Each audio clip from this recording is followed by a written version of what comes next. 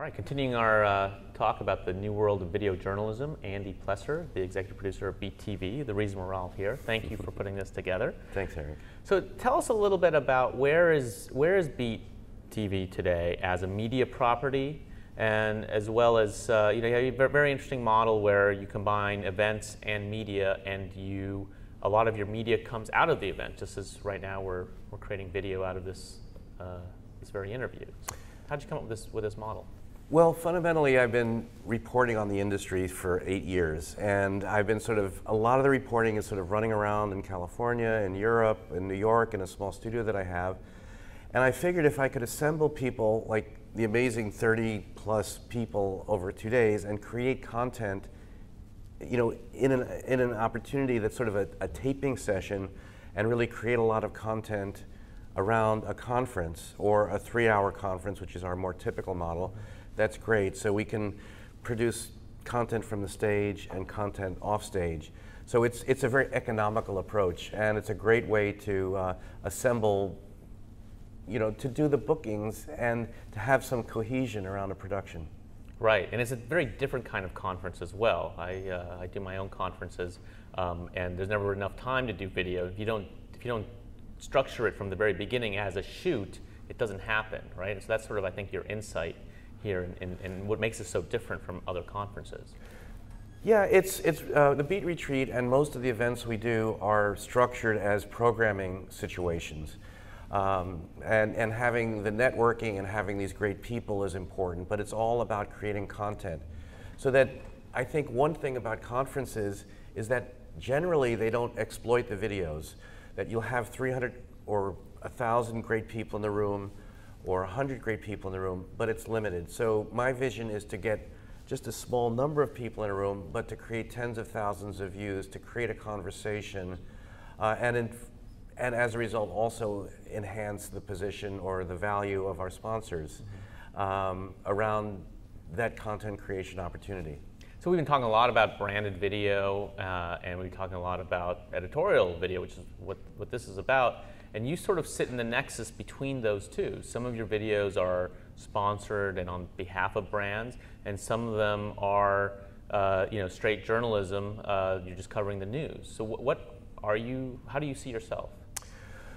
Well, it's a little bit like I've created this platform, maybe a little bit like BuzzFeed, not quite as big and profitable, but in a sense, I've created a content platform. And on that content platform sits about all good stuff, mostly good stuff, sometimes not as good as other, but we produce a lot of stuff. About 30 to 40% of that content that we create is associated with a brand, so that the brand has a pre-roll, has a bumper, we feature some of their speakers in an event, or we cover an event that's managed by a speaker, by a sponsor. So we associate the brand, but we apply the same editorial rigor or vision and sharing. And I think, Eric, that there's a huge opportunity around journalism to create an opportunity that's, that involves creating strong content, and also that's both editorial and commercial, if you will, or that's very heavily branded with a sponsor. And I think that if the content is good, people want to watch it. And I think people are fine about the participation of my sponsors, which I disclose, and which is clear through bumpers and pre-rolls and that sort of thing. I think the bigger story is that video is very powerful in terms of the B2B space. And I think that most publishers, as far as I can see, certainly trade publishers, have not embraced a sort of a video-first platform. And that's really what Beat TV is about. Besides all this party and the palm trees, it's a video-first B2B publishing platform that's driven by a sponsorship model. And I think the big thing that I get out of this event and coming out of CES is that we're at a point of a new era, a new time for journalism.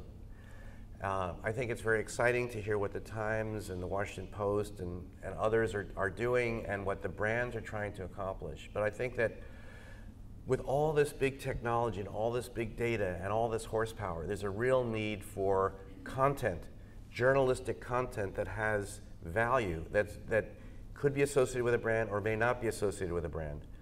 And I think that this is the time where the demand for quality journalism, branded journalism, is just going to explode.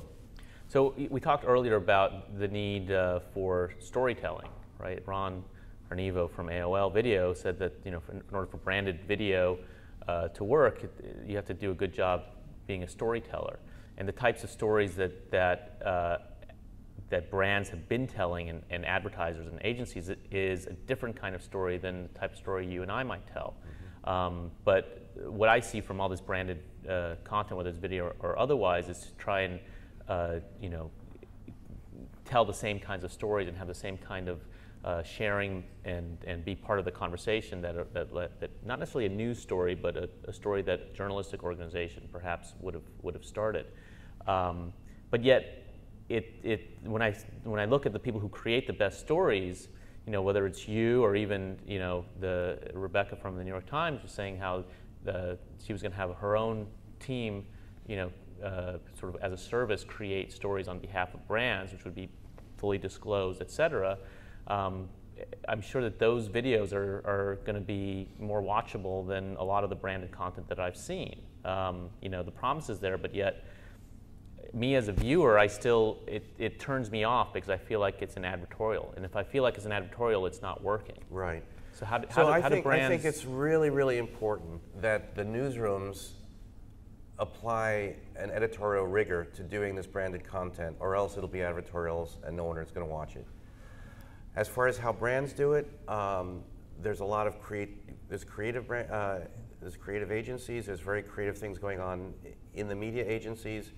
I think the PR firms who typically have created content in the past may have an opportunity, but I think journalism on the web takes many forms. So part of it is, yes, storytelling. For BTV, it's kind of a salon. It's kind of capturing a person, an idea, a thought in a 3 to 5 minute video that's not heavily branded, or there's no host and that sort of thing. So I think there's a lot of opportunities, and I think that and whatever I'm doing, I'm not saying that it's, you know, it's Ad Age or it's TechCrunch. It's different, and I'm not.